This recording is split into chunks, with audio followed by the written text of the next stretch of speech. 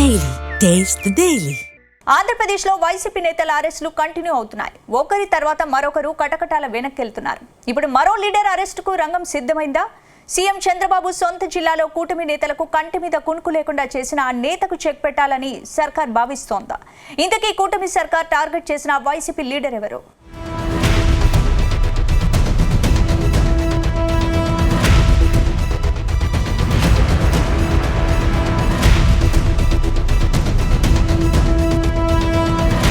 ఆంధ్రప్రదేశ్లో వైసీపీ నేతల అరెస్టులు ఆ పార్టీకి కంటి మీద కొనుకు లేకుండా చేస్తున్నాయి.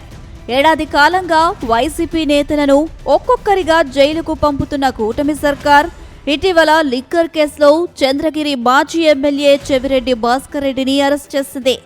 ఆ తర్వాత ఆయన బెయిల్పై బయటకు వచ్చారు.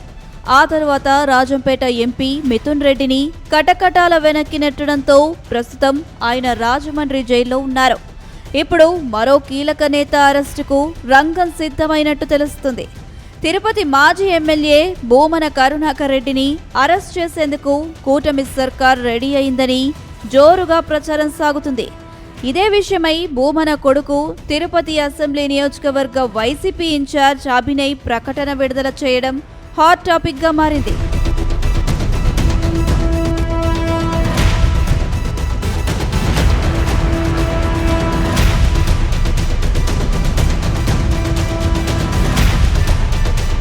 గత వైసీపీ ప్రభుత్వంలో భూమన కరుణాకర్ రెడ్డి టీటీడీ చైర్మన్ గా పనిచేశారు.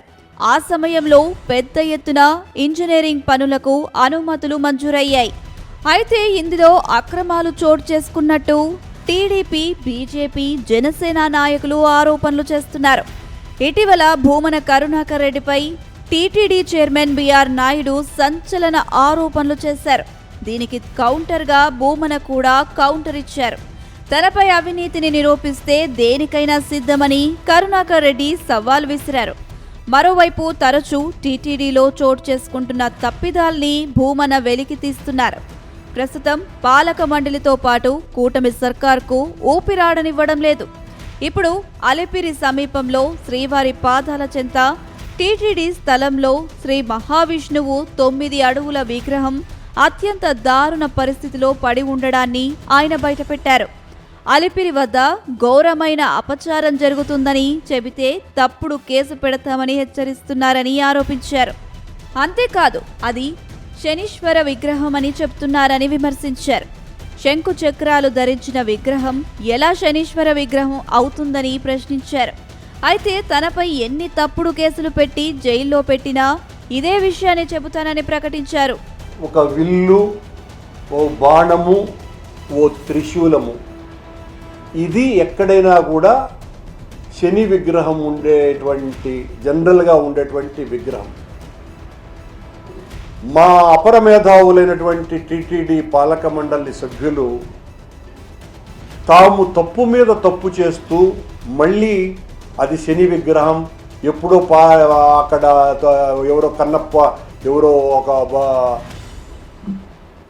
శిల్పి చెక్కి అక్కడ వెళ్ళిపోయినాడు అని, అంటే శిల్పి చెక్కి దేవతా విగ్రహాన్ని అలా పాడేస్తే తీసివేయవలసినటువంటి బాధ్యత మీ మీద లేదా? అంటే ఒకవేళ మీరన్నట్టుగానే శని విగ్రహం అయితే అది దేవతా విగ్రహం కాదా? దేవతా స్వరూపం కాదా? నేను అది శని విగ్రహం కానే కాదని, అది 100% శ్రీ మహావిష్ణు విగ్రహమేనని చాలా స్పష్టంగా శంకు చక్రాలు ధరించినటువంటి విగ్రహంగా చాలా స్పష్టంగా అది నిరూపించటం జరిగింది. మీరు జరిగిన తప్పును సరిదిద్దుకోకుండా నేను ఆడపోయి మందు బాటలు వేసినానంట. ఇదిలా ఉంటే టీటీడీ ఇంజనీరింగ్ పనుల్లో అక్రమాలకు పాల్పడ్డ విజిలెన్స్ అధికారులు నివేదిక సిద్ధం చేశారని తెలుస్తుంది. త్వరలోనే భూమన అరెస్టుకు రెడీ అయినట్టు తిరుపతిలో పెద్ద ఎత్తున ప్రచారం జరుగుతుంది. ఇలాంటి కేసులు, అరెస్టులు, జైళ్లకు భయపడేది లేదని వైసీపీ నేతలు అంటున్నారు.